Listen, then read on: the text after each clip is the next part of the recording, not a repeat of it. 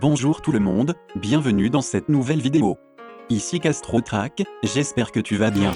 Aujourd'hui, nous allons continuer avec les étapes d'un bon mixage sur Studio One. Je vais te montrer comment faire le panning d'un beat. Je t'invite donc à t'asseoir confortablement, et regarder cette vidéo en entier car je vais te faire part d'un bon nombre d'astuces et de conseils qui te guideront dans ton processus de panning. Générique.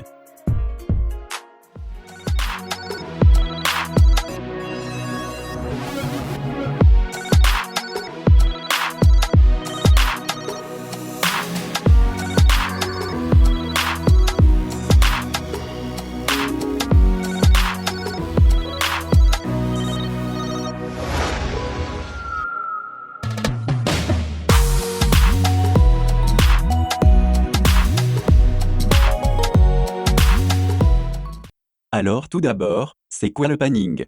Eh bien, le panning en beatmaking se réfère à la distribution spatiale du son dans le spectre stéréo. En d'autres termes, c'est le placement d'un son spécifique à gauche, à droite, ou au centre du mixage. Cela permet de créer une sensation d'espace et de donner une impression de dimension au mixage. Par exemple, en déplaçant un élément vers la gauche, il sera entendu plus fort dans l'oreille gauche de l'auditeur, ce qui crée une sensation de déplacement sonore. Le panning est souvent utilisé pour séparer les différents éléments de la musique, et pour créer un mélange plus large, et plus immersif.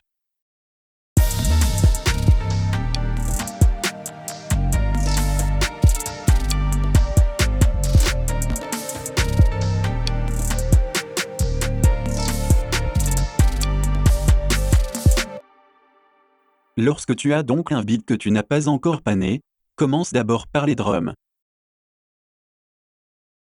Sélectionne tous les éléments de type drum. Puis, mets-les en solo pour panner les éléments en contexte.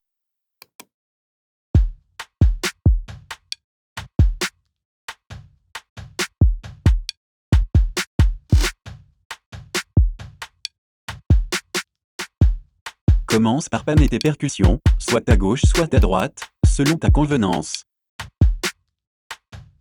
Pour effectuer un panning plus précis, tu peux double-cliquer sur la zone du pan, et elle va s'agrandir pour te permettre de bien visualiser ton outil pan. Sur Studio One, il existe 3 modes de panning. Tu as d'abord le mode standard par défaut, qui est le plus utilisé dans le monde de l'audio. Ensuite tu as le mode double, qui permet de positionner le son entre 2 canaux de sortie. Enfin tu as le mode binaural, qui permet de créer un effet de spatialisation du son, en simulant l'écoute à travers des écouteurs. Elle permet de reproduire une expérience sonore plus immersive en simulant la perception des sons provenant de différentes directions et distances. Moi je laisse généralement le mode standard, donc tu peux faire pareil.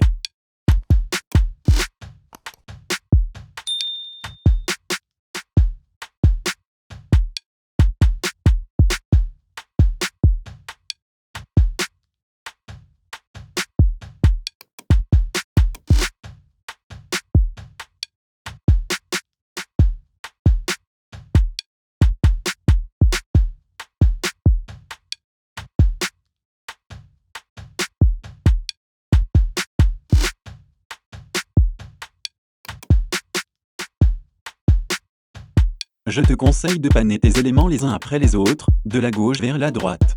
Parce que lorsque tu pannes un élément d'un côté, le prochain élément doit être déplacé de l'autre côté. Pourquoi je te dis cela? Écoute-moi bien. Dans le monde de l'audio, il y a ce qu'on appelle la corrélation. Il est la répartition des éléments sonores dans l'espace stéréophonique, c'est-à-dire la perception de la largeur et de la profondeur du mixage. La corrélation possède un ratio entre le signal à gauche et le signal à droite du signal en sortie. Lorsque vous pannez, il est capital que le niveau sonore entre le signal à gauche et le signal à droite du master reste dans une zone que j'appelle la zone de stabilité. Si vous mettez par exemple trop d'éléments sur le côté gauche du spectre par rapport au côté droit, vous courez le risque de grandement déséquilibrer la phase du signal master.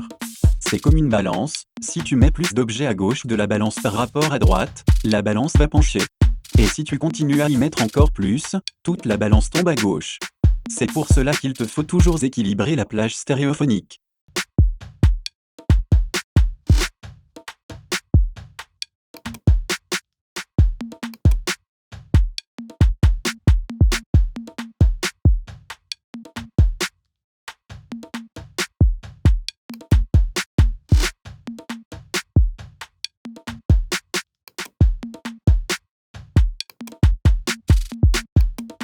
Attention, il y a quelque chose que tu dois savoir.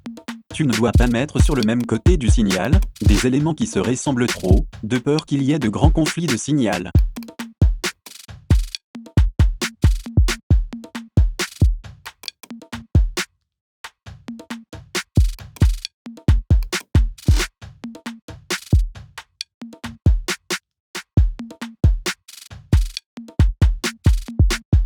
Continue à démuter progressivement les pistes de ton projet pour les panner.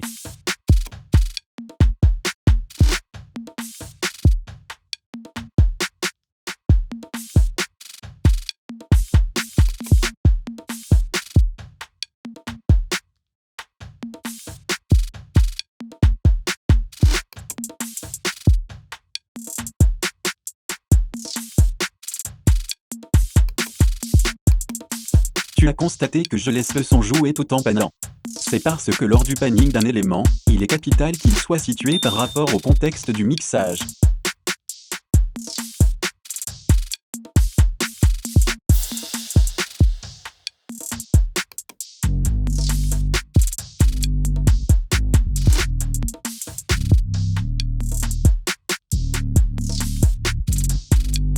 Tu as peut-être remarqué si tu as écouté les autres vidéos précédentes, que j'ai abordé le panning comme dernière étape du mixage. Car en réalité, si tu fais le panning avant les autres étapes, tu risques fort probablement de te tromper dans le traitement de tes effets. Il est capital de faire le traitement pendant qu'ils sont centrés. Ensuite seulement tu peux appliquer le panning. La méthodologie du processus que j'ai abordé dans cette série de vidéos est donc très importante. Une fois que tu as terminé avec tes drums, tu dois les muter, et faire pareil avec les mélodies.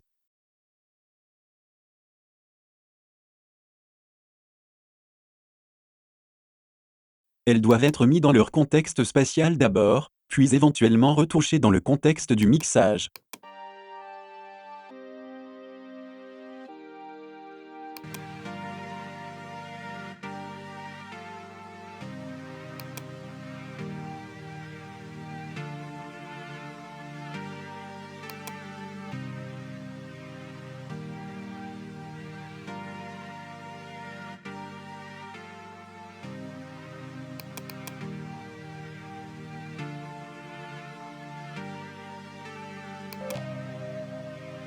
Travaille toujours avec le conseil que je t'ai donné au début, celui d'équilibrer la plage stéréophonique en alternant les positions de panne d'un instrument à un autre.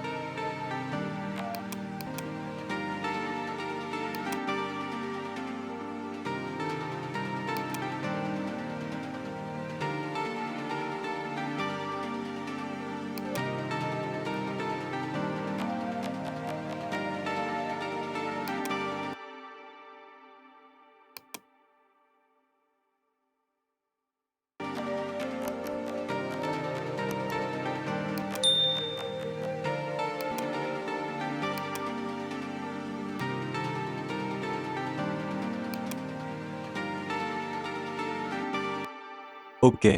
Nous allons maintenant écouter l'avant et l'après de notre panning du beat, pour voir si le résultat est meilleur. Avant.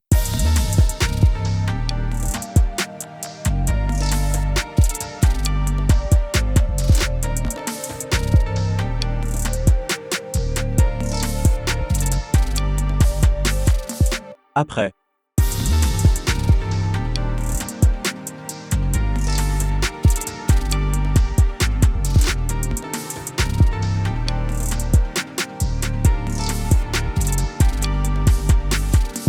Nickel. Tu peux donc constater que le panning a fait respirer le beat, et donner une sensation de grandeur et de profondeur à l'instrumental. Nous arrivons à la fin de cette vidéo, dans laquelle tu as vu comment bien gérer le panning sur Studio One. Si la vidéo t'a été utile, n'oublie pas de t'abonner à la chaîne, et de me laisser un commentaire si tu as des préoccupations. Merci encore d'avoir regardé cette vidéo jusqu'à la fin, d'ici là porte-toi bien, et bonne chance dans tes projets musicaux.